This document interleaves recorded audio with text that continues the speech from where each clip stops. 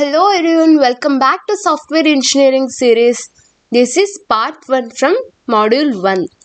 In this video I have explained the important questions which are very important and asked in previous year question papers and based on the marks they have asked. And this is part 1 video. I have uploaded 2, 3, 4 and 5 as well. Those parts includes waterfall model, incremental model, spiral model, V model and all, which are very important for exam. In this video, I have explained define software engineering, discuss its importance in software development process, which is asked for 5 marks, and explain the software development life cycle, which is very important. You have to explain with the diagram. Compare and contrast the waterfall and spiral model. They will ask at least one difference that is waterfall, spiral, incremental, anything, and discuss the concept of software myths and their impact on software development, which is asked for 5 marks. Explain the layer technology in software engineering, very important for 8 marks. What are the attributes of good software? This is also a very important question asked in 5 marks. Discuss the changing nature of software and its implicants. This is also very important. I have taken only the important questions from each module and explained in the part-wise videos. Before starting, if you are new to my channel and BTech student, you have to subscribe to my channel for more videos like this.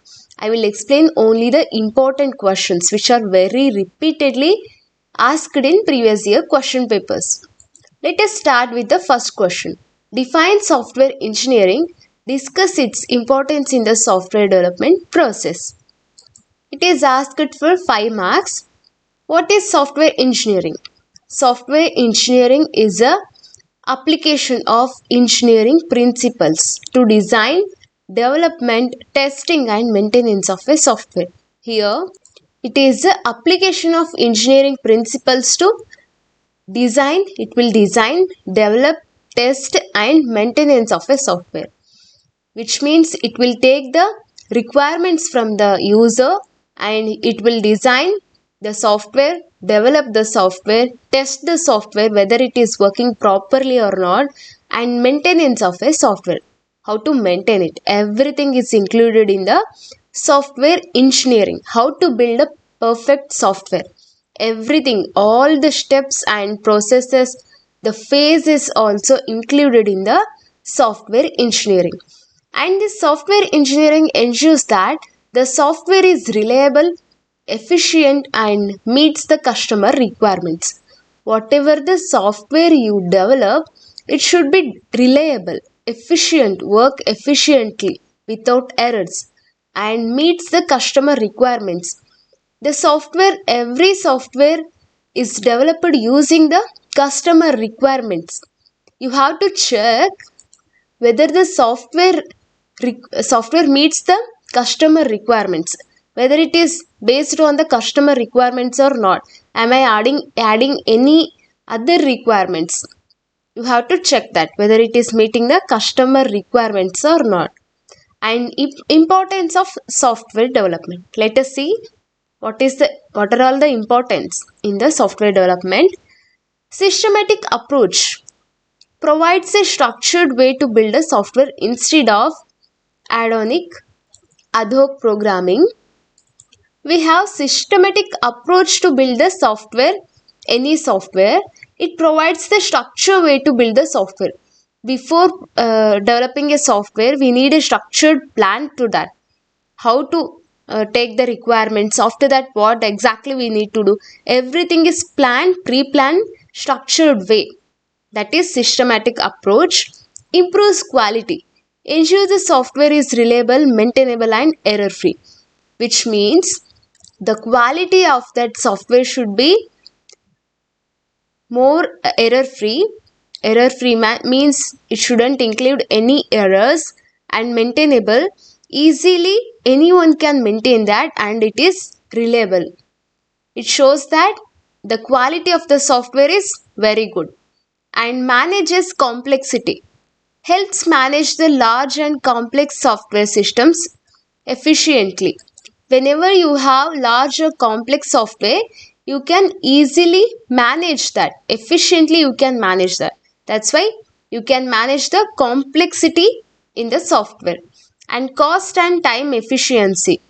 If you plan properly and accordingly to that software, then it will reduce the development time and cost by proper planning and methods. If you have a proper planning, then it will reduce the development time and cost. And the most important one is customer satisfaction. Ensure software meets the client requirements and expectations. Before building any software, make sure you are taking the proper requirements from the customer and you're doing the project based on those requirements given from the customer. Here the customer satisfaction is more important factor in designing the software engineering. If you write this much in exam, you can easily score 5 marks. And the second question is, explain the software development life cycle, which is also called as SDLC with diagram. This is very important for 8 marks. The software development life cycle is a systematic process used by software engineers and developers to design. What they will do? They will design, develop, test and maintain the software. First they will design and develop. After developing, they will test whether it is working properly or not and maintain the software. It ensures that the software meets customer expectations, is delivered on time and stays within budget, which means it has to meet the customer expectations. It should deliver on time and stays within the budget. The cost should be within the budget. Here we have phases in software development life cycle. Let us see. First one is requirement analysis. Here the goal of this requirement analysis is understand what the customer exactly needs. In this requirement analysis phase, you have to interact with the customer and understand what exactly the customer needs. And activities is gather the functional requirements, what the system should do, and non-functional requirements, performance, security and usability. Gather all the functional and non-functional requirements from the user. Conduct stakeholders interview, surveys and feasibility studies. And the deliverables are software requirement specification, which is SRS documentation. And the second phase is system design. The goal is to create the blueprint for the software. In first phase, you have to take the requirements from the user. After taking the requirements, you have to create the blueprint for the software, how exactly it should look. Just a blueprint. And define a system architecture, that is client server microservices. Design user interface, databases, data flow diagrams. Choose the technologies and tools. Everything is done in this system design phase. And high level design, that is high level design and low level design documentations you have to deliver in this system design. First phase, take the requirements from the user. In second one, you have to take the blueprint of the software, which means design a system. And the third phase is implementation or coding. Translate the design into working software. Here, the developers write the coding chosen by choosing the programming language, whether it is C, C++, Python or Java. Follow the coding standards and version control practices.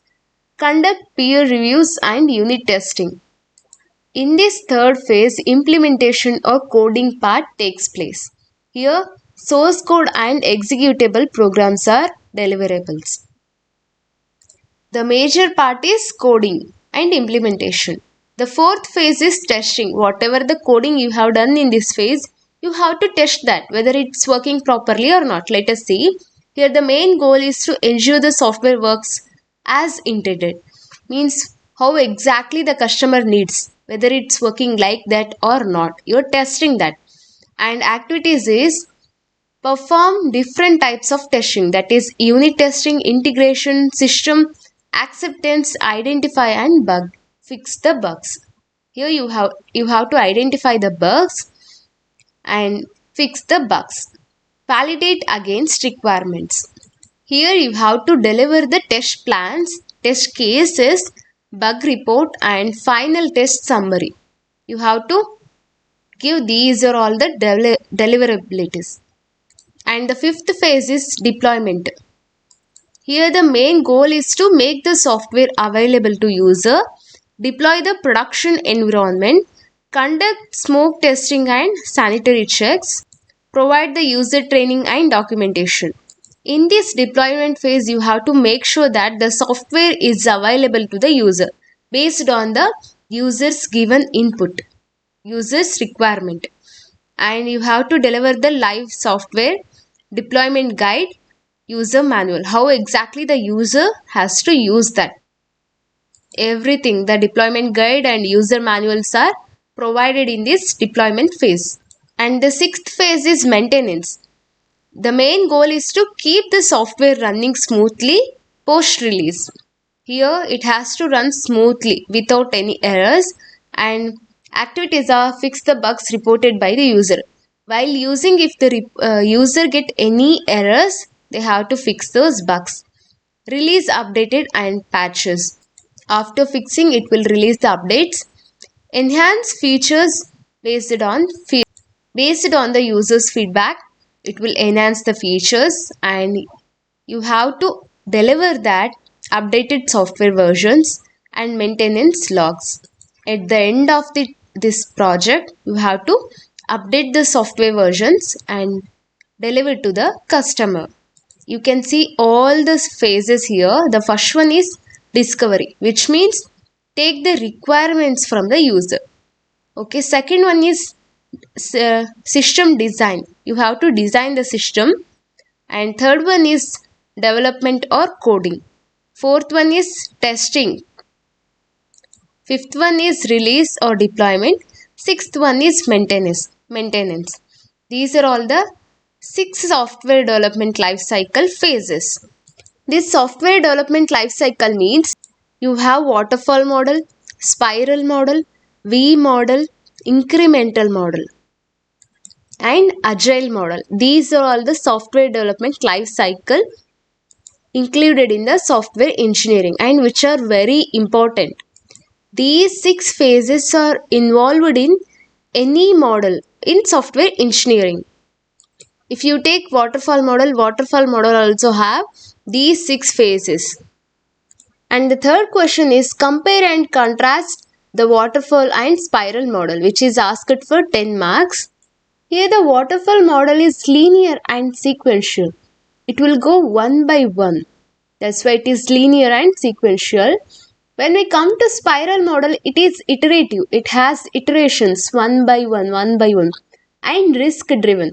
In this software model, it is risk driven because whenever the customer want to add any particular requirements in the middle of the model, they can easily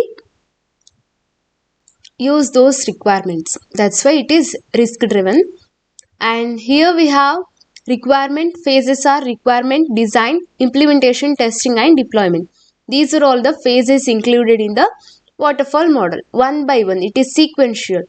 And in spiral model, planning, risk analysis, engineering, evaluation, and it will repeat it. Again planning, risk evaluation, engineering and evaluation. This is spiral.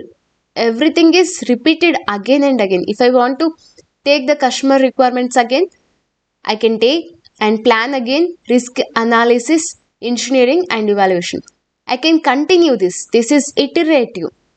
And in waterfall model, it is very low. Flexibility is low because if I want to add anything in the middle, I cannot add. That's why it is very low flexible. And changes are difficult once a phase is completed. If the requirement phase is completed, I cannot add the requirements again. Got it? That's why it is low flexible. And when it comes to spiral model, it is flexible and changes can be incorporated in each spiral. If I want to add anything at any point, I can add easily. That's why it is flexible. Risk handling. In waterfall model, risk handling is very poor. Risk addressed late. Means it cannot handle the risk very easily. In spiral model, it is very good to handle the risk. Risks are identified and reduced in the each iteration. In each iteration, it will identify the risk and reduce that risk in that iteration only. And in waterfall model, customer involvement is very less and mainly at requirements and delivery. Customer involvement is included only in the customer taking the customer requirements and delivery time. Customer involvement is there in only two parts, that is customer requirements, customer delivery to the customer. Here in the spiral model, customer involvement is there and involved in each iteration for feedback. They will take the feedback. If anything is wrong, it will again go to next phase. It will take one more iterate to fix it. And it is best for small and simple projects. If I have any small and simple project, have to go for waterfall model. Or else, if I have large, complex and high risk projects, I have to go to the spiral model. When the requirements are large, the project is very big, I have to go with the spiral model. Here the waterfall model, it costs less. It costs more. Here the risk is also more. Here the risk is very less.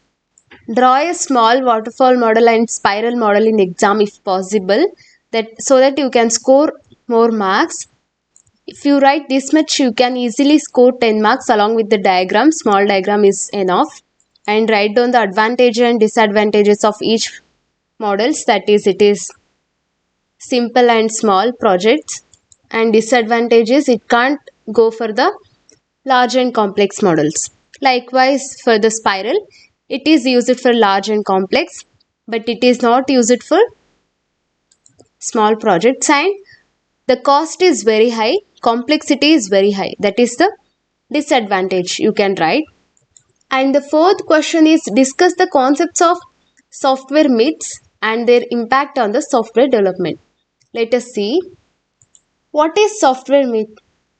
Which is a false belief about the software development that can lead to errors, delays and cost overruns. Let us see what are all the false beliefs about the software development. Here, software development is easy and fast. It is a common myth. But what is the reality? It requires careful planning and systematic process. Only if you have careful planning and systematic process, then only it is easy and fast, or else no. And the second one is, adding more programmers speed up the development. But in reality, it may cause delays due to communication overhead. And the third one is, once developed software is error free. But in reality, bugs are inevitable and testing is crucial. This is the most careful part that you have to do one by one very carefully in testing and developing part. If you get a single error also, the whole system doesn't work. That's why be very careful with the development part. It is not that easy. Once the developed software is error free, no, it's not. And the fourth one is, requirements will not change. In reality, requirements often change during the development. That's why you have to be very careful with the requirements planning. And their impact on the software engineer is leads poor planning. Whenever I feel that once I develop software is error free, if I feel like this, I don't plan anything, because after developing anyway the software is error free. If I think like this, then the planning is not needed. That's why this leads to poor planning, increased cost. The cost may increase, missed deadlines. I may miss the deadlines because if I get more errors in the starting, it will take more time. That's why it will miss the deadlines and low quality softwares. The quality of the software is very low. That's why here the proper planning is very important. While taking the requirement from the user, you have to be very careful with the requirements. Each and every phase of the software development, you have to be very careful and step by step you have to develop it. If you write this much, then you can easily score 5 marks for this question. And the fifth question is, explain the layer technology in software engineering. This is asked for 8 marks. What is the layer technology? Software engineering is organized in layers, each providing specific functions, that is quality focus layer, process layer, and methods layer, tools layer. These are all the layers in software engineering. Let us understand one by one. First one is quality focus layer. The purpose of this layer is, this is the topmost layer that emphasizes quality assurance. In this layer, the more focus is on the quality throughout the software life cycle. It has to maintain the quality throughout the software life cycle. Here the key activities are verification, ensures the product built correctly. The product is built correctly or not. The code, reviews, inspections, everything is done in this verification in quality focus layer. Validation means confirm the product meets user requirements. Whether the product reaches the user requirements or not, it will validate that. In the quality focus layer, audits and reviews. This is to regular checks to maintain the standard and complaints. This will impact on the promotes reliability, maintainability and usability of the software. If this quality focus layer is properly working, then it is maintainability is good, reliability is good and usability of the software is very good. And the second layer is process layer. The purpose of this process layer is act as the foundation of the software engineering, defining the overall framework. It will define the overall framework, what exactly it has to do. And here communication will happen, understanding the client needs and expectations. What are all the client needs and expectations? Planning, it will create the schedules, resource allocation and risk management. It will plan everything accordingly. What is the risk? How to manage it? What is the resource allocation? It will schedule the creating and everything. Modeling, designing system architecture and data flow. In this process layer, it will design the system architecture and data flow diagram. Construction, coding and unit testing. This is also done in process layer. Deployment, it will deliver the final product and gather the feedback from the user or customer.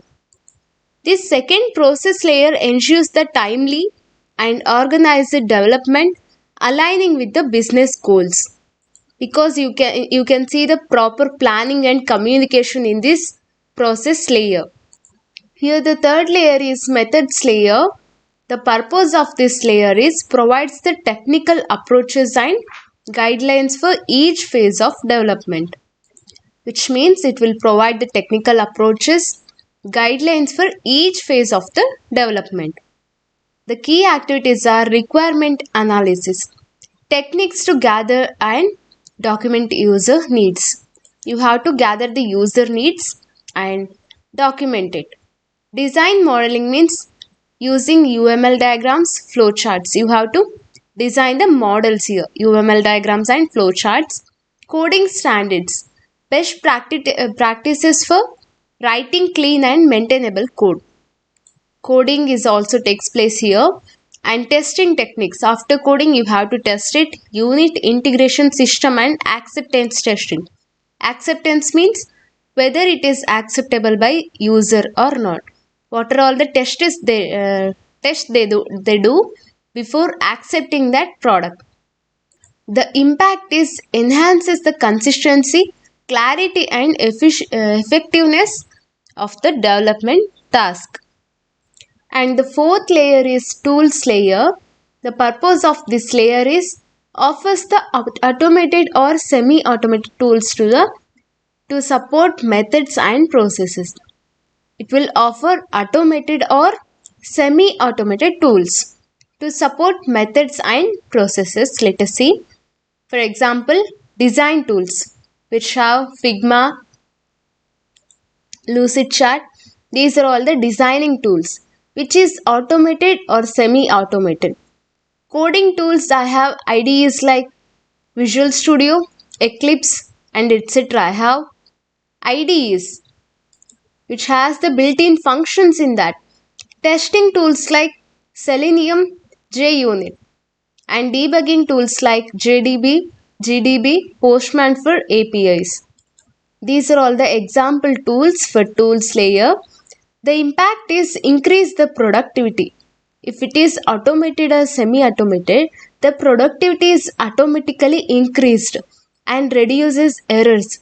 For example, while using the IDE like Visual Studio, if I enter something like system.out.println while coding the Java, it will show immediately. If I get any error, it will show in the red mark. I can easily find out. That's why it will reduce the error and facilitates the collaboration. This is the diagram that you have to draw in exams. Quality process. Second one is process layer, methods and tools. These are all the 4 layers I have. Here each layer is interdependent. Tool supports methods which operates with a process. Here tools support the methods, operates within a process which will operate within the process, all under the umbrella of quality assurance. At the end of this process, the quality assurance, the quality should be good.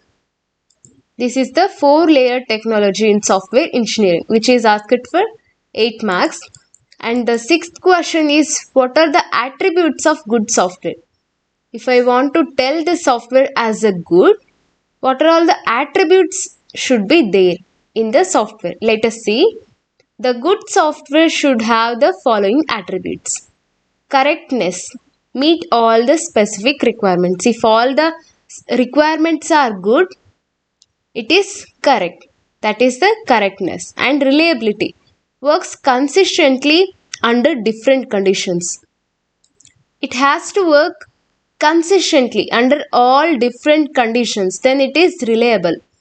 Efficiency, uses resources like memory and CPU optimally. Means it will use the resources like memory and CPU. Can call it as CPU optimization. It works efficiently. And usability, easy to use and understand by user. The software which is very easy to use and understand by the user means the usability is good. And maintainability, easy to modify, upgrade and fix the bugs. Whenever the software is very easy to modify whenever you want and upgrade it, fix the bugs, that is called as maintainability is very good. And portability, can run on different platforms. Whenever the code you can run in different platforms with the minimal changes, then this is called as portable. If these attributes are there in your software means the software is good software. Got it? And the 7th question is, discuss the changing nature of software and its implications. What is changing nature of software? The software is intangible and continuously evolving. The software is evolving continuously. It is called as changing nature of software. Requirements and technology changing rapidly. You can see nowadays the requirements, technology is rapidly growing, changing. Unlike hardware, this is called as changing nature of software. What are all the implications in the software engineering? Let us see. Continuous maintenance. Here, software requires regular updates, fix the bugs, and enhancements even after development. For example, frequent updates in mobile apps. You can see the frequent updates in WhatsApp, Instagram, Facebook. Whatever the app you use, it will ask you to update frequently after 1 month, 6 months, 3 months, in that time period. That is continuous maintenance. What are all the updates needed based on the user's experience? It will update that, which means continuous maintenance. And changing requirement means developer must accommodate evolving the customer needs, often mid-project. For example, adding new features based on the user's feedback. For example, I use WhatsApp. In that many features are there. Based on the user's feedback, they will change the features in that. If a feature I am feeling difficulty to use means they will remove that and make it easy, the simpler way to use that. That is changing requirements, adding new features based on users' feedback. And cost estimation challenges. Initial cost predictions may be inaccurate due to evolving scope and technology. Initially, the cost predictions may be inaccurate due to evolving scope. The scope we don't know, and the technology, what are all the technologies we use, we don't know initially. That's why it is inaccurate. Later on, we will get to know and understand that. Software aging. Older software becomes incompatible or insecure over time, needing upgrades. For example, legacy system needs patches for modern operating system. Here, older software needs to upgrades. And flexibility and adaptability. Software must be designed to handle future changes efficiently. For example, operating system upgrades supporting new hardware, which means the software has to design in such a way that it has to handle the future changes efficiently. It is flexible and adaptable. The dynamic nature of software demands robust planning, flexible design, and ongoing maintenance to ensure long-term success and user satisfaction. Here, the dynamic nature of software demands that the robust planning, flexible design, ongoing maintenance to ensure the long-term success and user satisfaction is very important. This is all about module 1 and part 1. In part 2, I have explained the waterfall model, which is very important, and 3, I have explained the spiral model. Likewise, I have explained V model, increment model, and Agile model as well, which are the most important and repeated questions in previous year question paper. You can check it out. Please do watch those videos to score more marks in your exams. And I have explained in very simple way that you can understand easily. And if you are a BTech student and if you found this information helpful, then subscribe to my channel for more videos like this. And if you want me to explain any particular topic or subject, let me know in the comment section. Share this video with your friends. Thank you very much for watching. See you in the part 2 video.